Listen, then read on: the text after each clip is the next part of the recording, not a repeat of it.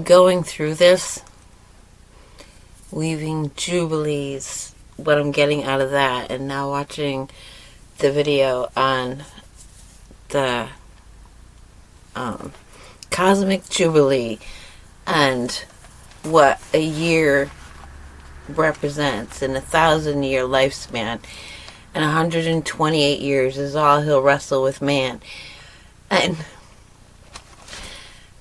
weaving that in with the ringing cedars of Russia and how humans, when they reach divine perfection, inherit their own planet. They get their own planet. And I sense a rejoicing, like, oh, my children are finally getting it. They're finally understanding. And then it clicks. My creation story, in the beginning, was the dance. And it was all feeling and flow, desiring another feeling, flowing into the fulfillment of that desire, another desire forming, flowing into that fulfillment of the desire. And then within this dance comes the wondering. I wonder what I look like. Because there's manipulation going on that doesn't always feel good. Like, what's causing this? Why am I going through this in order to get to that? And so on and so forth. And of course the answer to that would be awakening to oneself. But also, it was finally allowed to click in me. What do I look like? Well, let's make man and woman in our image.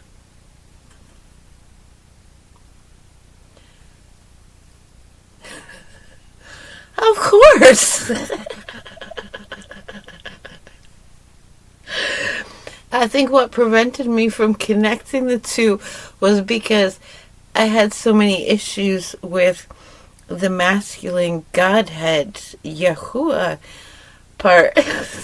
So I wasn't allowed to connect the two.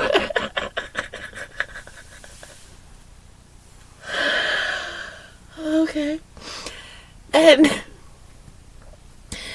then it makes complete sense that woman would have to come out from within man, just as that divine feminine aspect that wondered, what do I look like,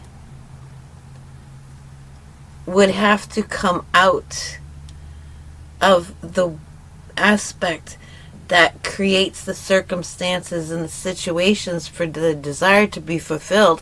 So the masculine aspect creates the earth and everything, all the universe, and then has to pull her out so that she can see and be seen and see herself, her own reflection.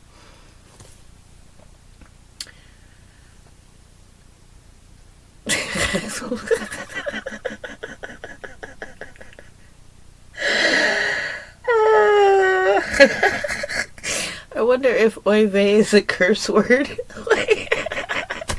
I'm just like, oy vey. And I don't know why. Because I've been listening to Jewish people speak. Although I haven't heard anyone recently say oy vey. It's just what comes out, oy vey. I didn't get it. But now I do.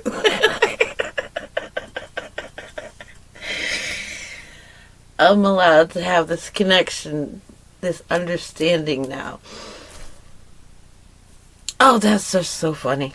But to me, anyways. So, yes. What I call the dance is that feminine aspect of Source. That would be a Holy Spirit. And of course, this place where it had to come about the contrast, the light and the dark. The light bubble had to be created, and there's an accounting of that in Enoch, that this being of light was holding all the imaginings of how this situation would be created, and it was full of light. And that would be Yeshua, what became Yeshua, the light, the word, because the desire and the imagining of how it would be created, that imagining would be the word.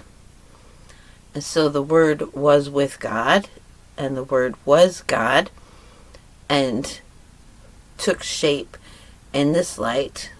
Let there be light. Give birth to this. And so then the Big Bang, the birthing, wasn't quite a bang. The bang would have been the darkness that created the boundary around the light. And the darkness was a second entity. And in Jubilees, it does talk about a place of darkness where there is no judgment. So the contrast.